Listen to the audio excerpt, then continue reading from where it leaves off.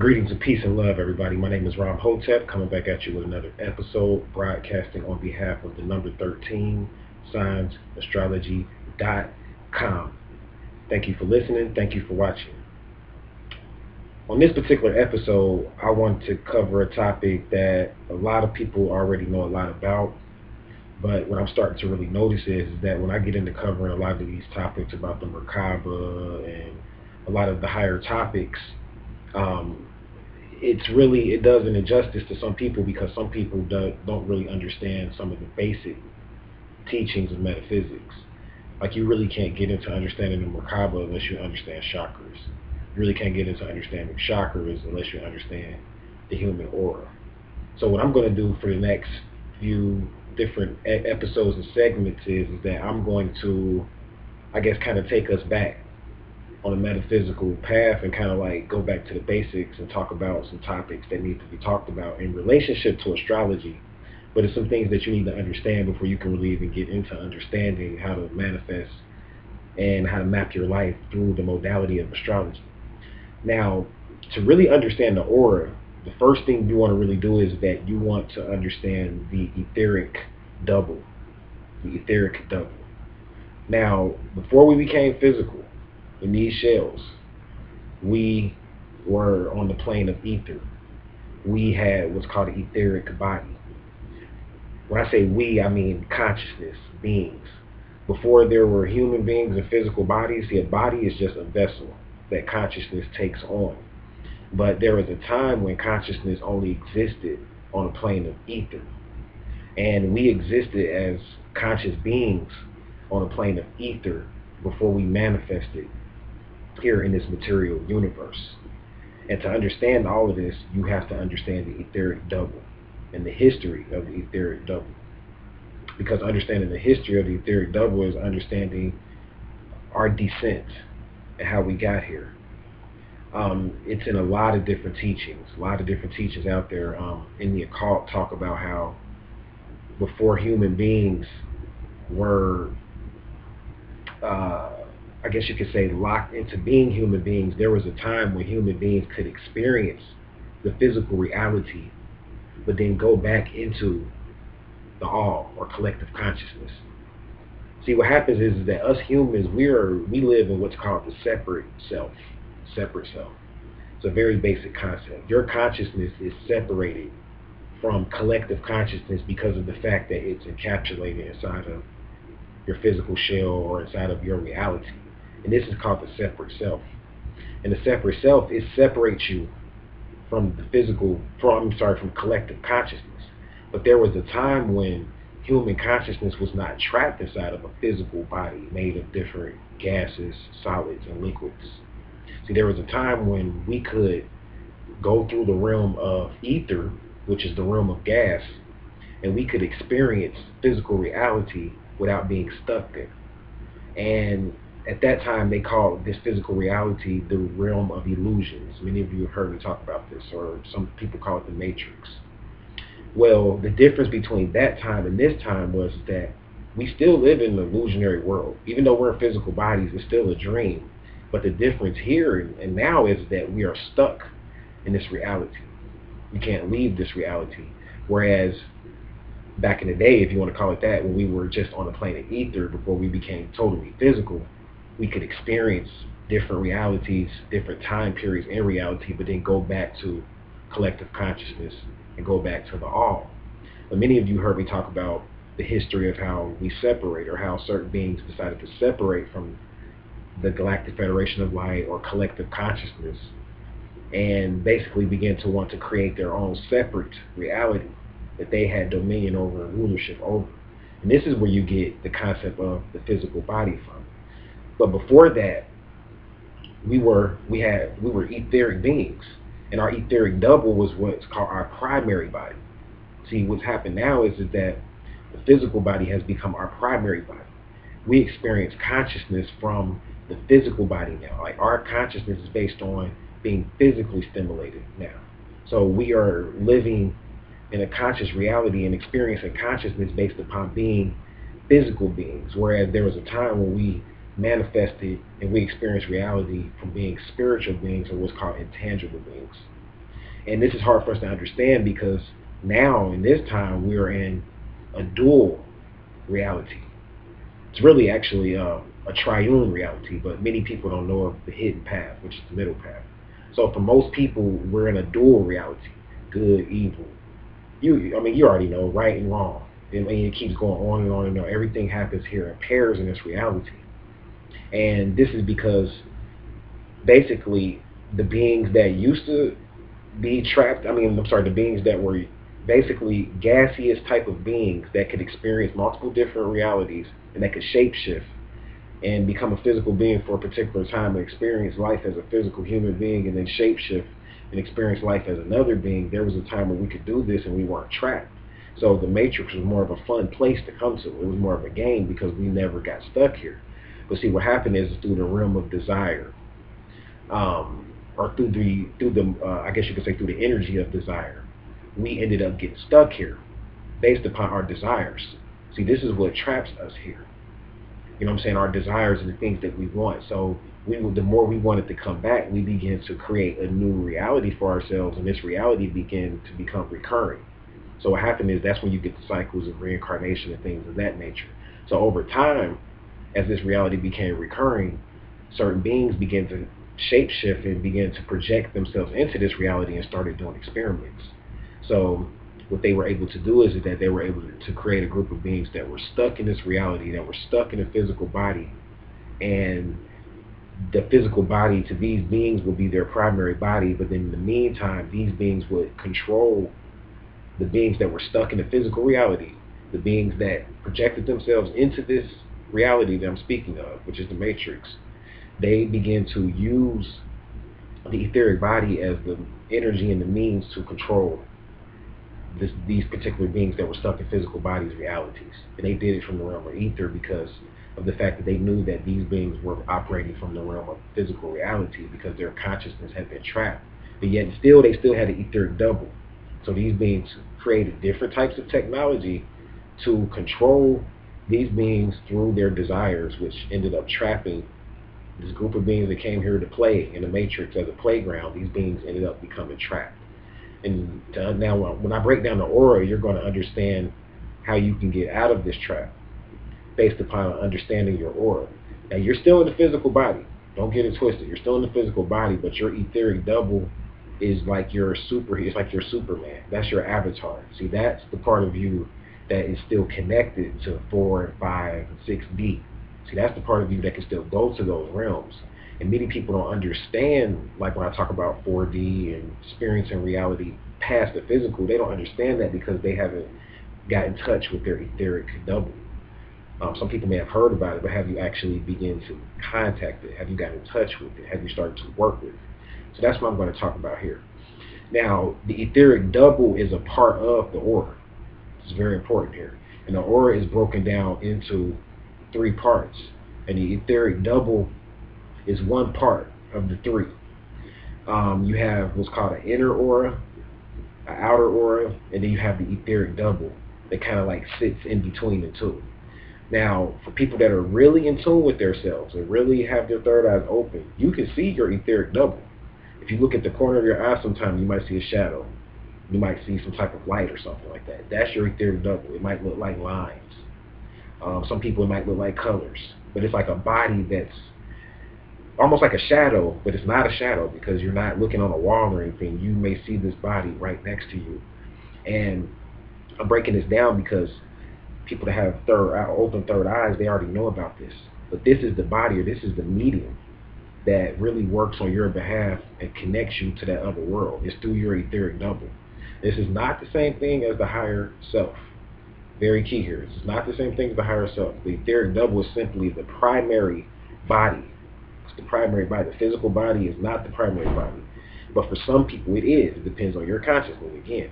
But the etheric body is supposed to be the primary body. So, and the physical body is just the medium that experiences, it's like a computer that basically does what the etheric double wants to happen, or basically carries out the commands of the etheric double. That's how it's supposed to work. And the etheric double is supposed to connect with the multiverse, connect with the Omni Lords and connect with basically all the different galactic beings and be able to talk with your higher self. See, it's the etheric double that's able to, that's the body that's used to travel into that realm. So when you get to understand that bodies are vessels, period.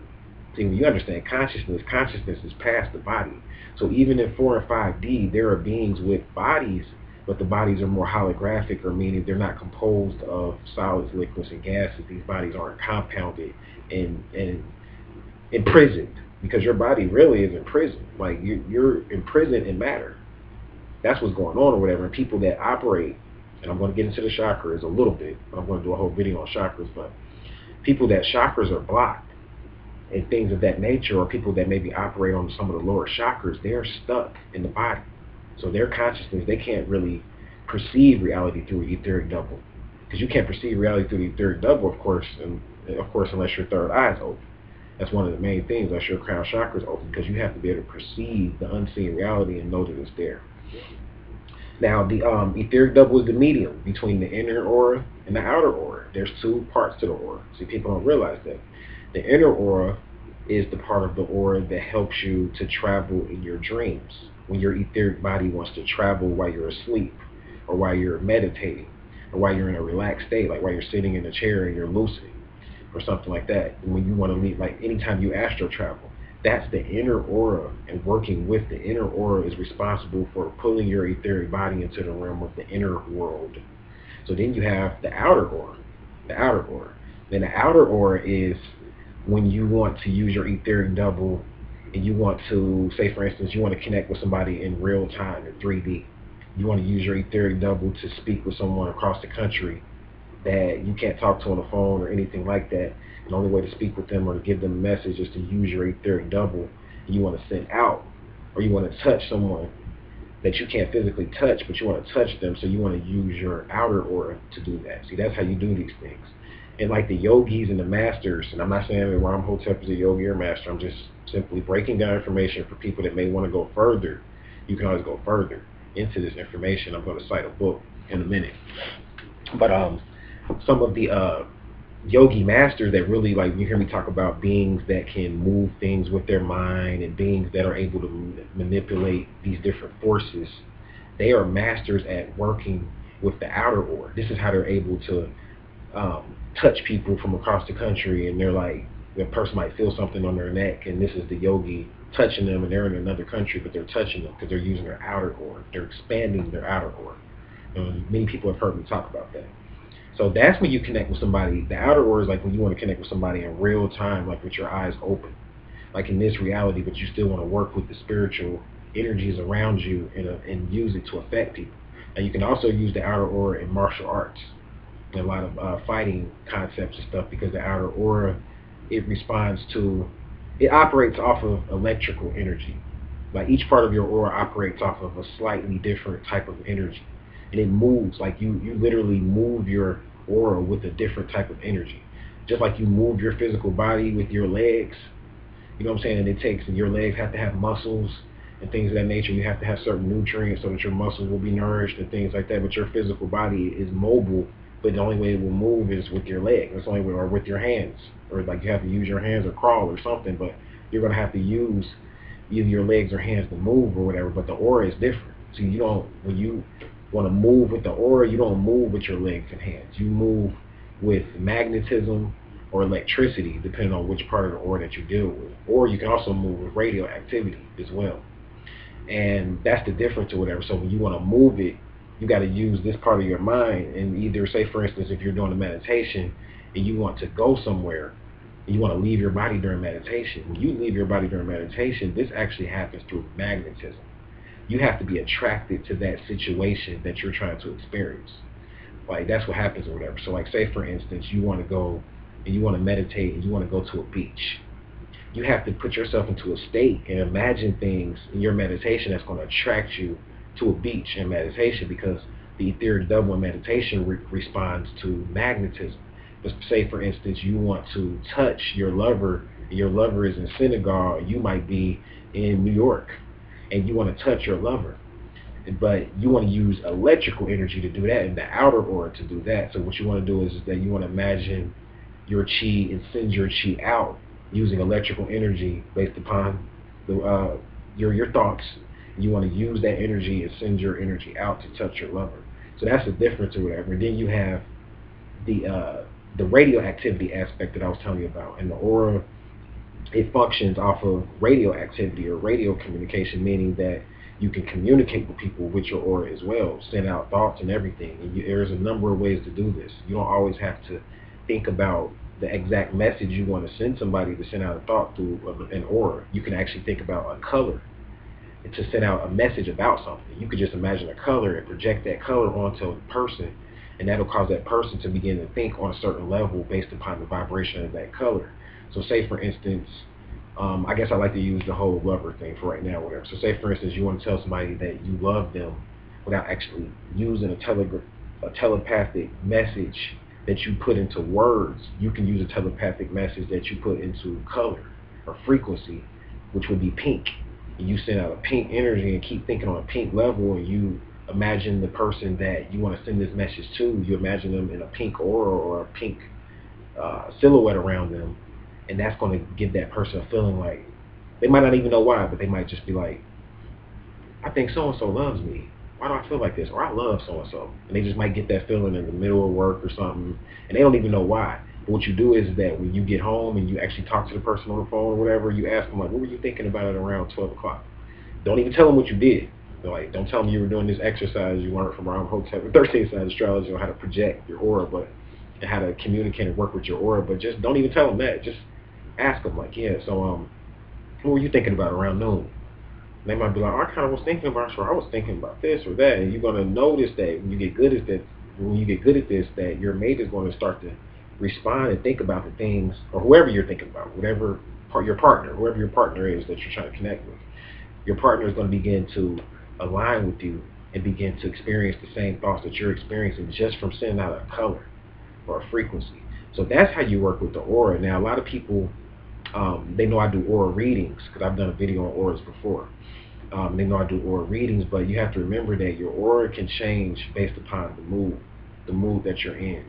How far out your aura is can change based upon your mood. So there's a lot of things. The aura itself can change based upon your chakras, because the aura is really essentially connected to your chakra system. And your chakra system is the energetic system that's going to be responsible for feeding the aura. That's the system. So I like to talk about 8 chakras in this context. I mean, there's really 13 chakras depending on how you look at it. Some people say 7, and I use different numbers for different things. But for the sake of this conversation, I want to work with the number 8. And there's 8 different chakras, but I'm not going to really go into where they are and all that. But what I really want to point out is that if you want a healthy aura, and if you want to be able to really work with your aura and experience and do some of the stuff that I talked about doing with the inner aura and the outer aura and working with the etheric double and all of that, if you want to begin to do any of that, of course you got to eat healthy. I mean, you already know that. You know what I'm saying? That's number 1. But in addition to that, you have to make sure you have to get a chakra reading and make sure your chakras are lined up. Make sure your chakras are open. Make sure your chakras are basically you're in tune with them. Do you feel your chakras? Like, do you feel your heart chakra? Like if you're just sitting in a chair, like right now, can you feel the heart chakra? Can you feel the navel chakra? Can you feel the third eye chakra? You want to make sure that all these chakras are opening, spinning, and functioning properly. There's a lot of ways to do this. You can go see a Reiki master. I do chakra balancing readings. There's a lot of different ways to do this. If you're interested in any of my services, of course, visit the link below. But the bottom line is that you will need to make sure your chakras are open before you can. And this is basic information, guys. Like, this is basic information. Before you can get into really even understanding your natal chart, before you can begin to manifest through your natal chart, like if you want to become a magician and you want to be basically in control of the influences of the planets instead of letting the influences of the planets control you, you have to begin to become a super being. And the first way to do that is to make sure all your chakras are open. You have to become healthy. So you got to eat healthy. You have to think healthy. You got to do all of these things. So the chakras are very key. Very key. Even when you look at, as far as the natal chart itself, like, I'm going to do a whole video on this, but each planet is represented by a different chakra. So when you have planets that are what's called afflicted, which means that this planet is either debilitated, it's not in a good position in your natal chart, or it's planets that are at war with it, which means it's afflicted. When you have a planet that's afflicted, the easy way to heal that is to find out which chakra resonates with that particular planet, and you can heal that chakra. So I'm going to give you an example based upon, I'm sorry, you can heal that affliction in your natal chart based upon working with that chakra. So say for instance, your Mars in your natal chart is afflicted. Your Mars in your natal chart is afflicted. So you want to find out, first of all, which chakra is represented by Mars. And Mars is represented by the base chakra as well as the chakra right above it, which would be the sacral chakra. That's what some people call it, right below your navel. So you have the base chakra, which is at the base of your spinal column, and then you have the sacral chakra. And Mars is kind of like works with both of those chakras. So when you have an afflicted Mars, this means that you need to reestablish, you need to get grounded. You need to reestablish your roots and whatever. You got to figure out which house it's in, because that's how it's going to play out. So say, for instance, your Mars is afflicted in the 10th house. This means that you got a strong Mars that's in the 10th house, but it's afflicted. So this means that when you heal your Mars, your career is going to get better, because the 10th house deals with the career and higher life purpose. So when you deal with your chakra issues, your sexual issues, and your grounding issues and things of that nature, your career is going to automatically get better, because that's why your Mars is afflicted, is because the universe is trying to tell you, you need to look at those chakras. So I realize now I'm going to have to start really teaching people in my consultations, as well as on these videos or whatever, about the chakras and how important they are.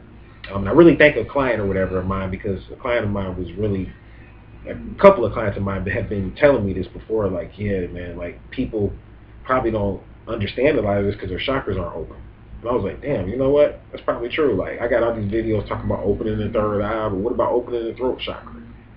See, I have this lapis lazuli on. These are the lapis lazuli necklaces that we do carry, and this is good for the throat chakra, because like I got a chakra balancing reading a few weeks back, and my throat chakra wasn't opened up all the way it should have been.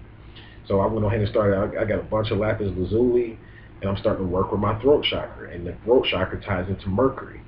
So it's very important for me to work with the throat chakra, because that's going to help my thinking and my communication skills to get better. That's going to help the aspect that Mercury is playing out in my natal chart. That's going to help that become better. So that's why it's important, guys. You just really want to understand the basics of metaphysics before you can get into the deeper levels. I did want to point out, before I shut this video down, one last thing that I really failed to mention, and I kind of started talking about it. There are 8 chakras, though, that I deal with in this particular doctrine, where you deal with like the chakras in relationship to the aura. You have the chakras that are the main 7 chakras that you guys probably already know about, which is the crown, the pineal gland, hypothalamus area, which is the 6th chakra.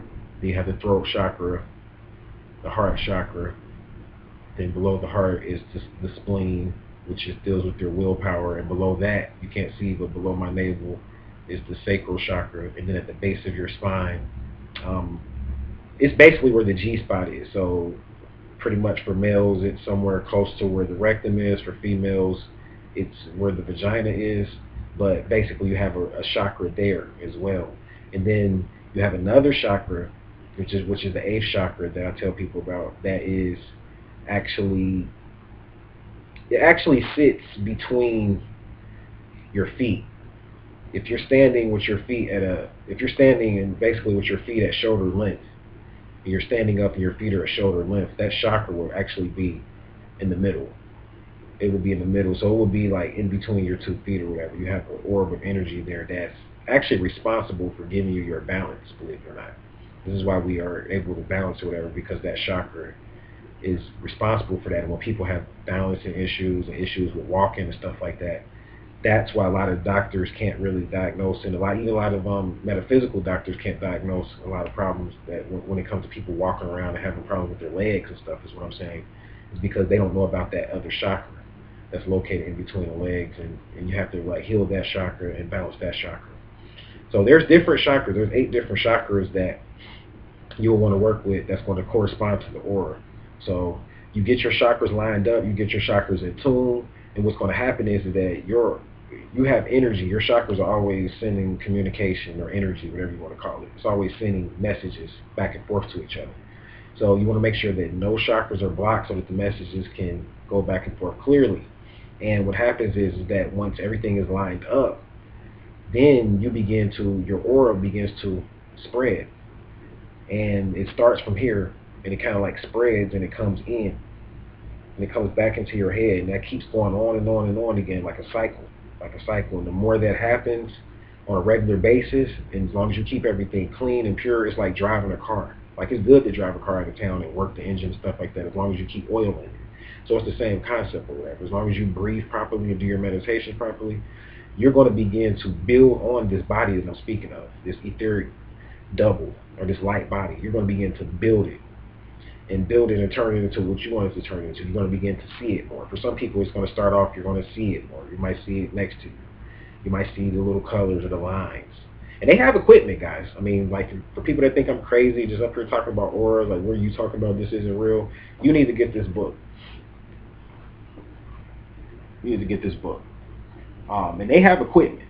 They have equipment that, and it talks about it thoroughly in this book. It's a very scientific book, too. This isn't one of those metaphysical books where it's just like, oh, we have a beautiful colors around us. Yellow means will and creativity, and red means, anybody can tell you what the different colors mean. Red means desire and ambition. Blue means communication. You know what I'm saying? Purple means spirituality. Like, we know that, but this book goes deeper than that because it tells you about how colors respond on a scientific level, like how these colors are going to resonate with you on a scientific level, what the aura is on a scientific level. So you have these things around you. You have this energy around you, and once the chakras are lined up, what I'm saying is that you'll begin to, basically, you put yourself into a bubble, and the human body itself is now inside and protected by the aura, and now you begin to experience reality from your aura. So what happens is that when you begin to experience reality from your etheric double in your aura, you begin to predict things a lot quicker. When someone's trying to harm you, you have a mechanism, like a security mechanism, that's already located in your aura that's going to tell you. So you know something's going to happen in advance. It's because you're protected now. You're in this bubble, and you're doing all of this. The only thing you got to do is eat healthy and breathe properly. It's that easy. And get you a chakra balancing reading if you need that, to make sure, so you can find out which areas to focus on. But just work the magic and work the metaphysics. Once you figure out your problems, you get the stones and you do what you need to do to solve the problems or whatever. But you got to put the knowledge in your head, got to read the books. You have to understand what the aura is and how it is around you. Like, in order for you to work with it, you have to first visualize it. And many people can't visualize it because they don't even know what it is. Many people just think it's just a bunch of colors around me, and they really don't know how to bring things into the aura. The aura is deep. You can literally pull things into your aura. I mean, orbs of energy, all kinds. You can pull beings into your aura. Other beings can see you. You know what I'm saying? When you have a bright aura, like, beings on a spiritual level can see you and help you because they see your aura. You know what I'm saying? I mean, it's just deep. It's just deep. A lot of the ETs, they can only see auras. Just like you seen the Predator, the movie The Predator. That's all he saw was really, he was just looking at auras. He was looking at radioactivity and magnetism and a bunch of energy. The 6 noble gases is what the aura is composed of. So he was just looking at those 6 noble gases. And I know I'm bouncing around here, but let me give you the 6 noble gases, because I want to just get everything I can into this video so people can understand the aura and the etheric double. Now, the etheric double is made from 6 noble gases, which is radon, hexion, krypton, argon, helium, and neon. These are called the 6 noble gases. These gases created this reality. Before there was a physical reality, these gases existed.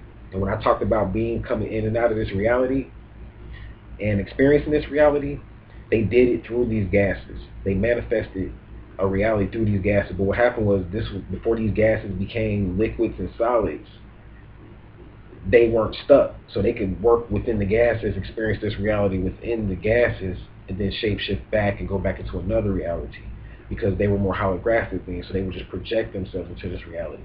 But like I was saying, a group of beings got stuck, and those particular beings that got stuck became basically what's called your doubles. Like, you as a physical being have gotten stuck now. So you are stuck as a double in the physical body. And you have to connect with the etheric body, which is much more ancient and much more older, so you can figure out how to get back to your higher self. So that's the goal.